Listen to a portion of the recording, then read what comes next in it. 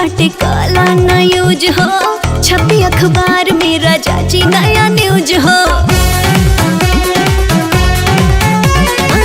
नया जमीन बाटे काला ना यूज हो, छपी अखबार में राजा जी नया न्यूज हो।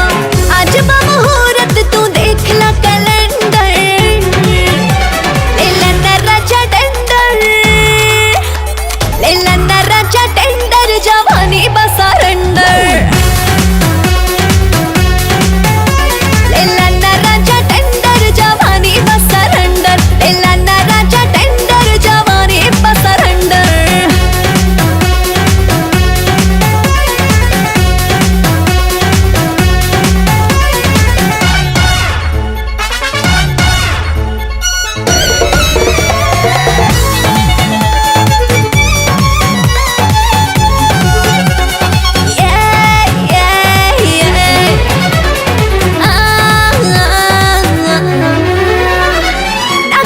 जज ना वकील हो, कल डायरेक्ट हमसे डील हो। ना केहू जज ना वकील हो, कल डायरेक्ट हमसे डील हो। बाटे में जज आज पूरा रंगीन हो, मिली ना रूप कहीं ऐसन हसीन हो। आगे आगे उठे राजा लाभ के बवंडर, लेला ना राजा टेंडर, लेला ना राजा टेंडर, जवानी बा सरेंडर। लेला ना राजा टेंडर, जवानी बा सरेंडर, लेला ना राजा टेंडर, जवानी बा सरेंडर।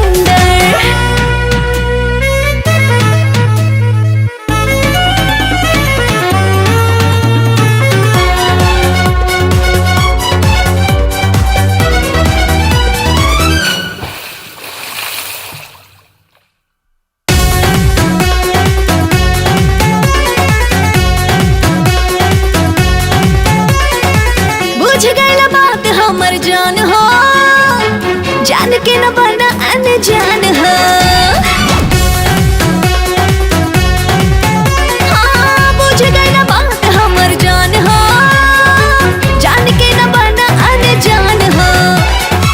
तोहरे पे कईनी जवानी ने छावर, मौका न छोड़ा देखा पिया पावर। सांस भर तेज जैसे भागे इस पल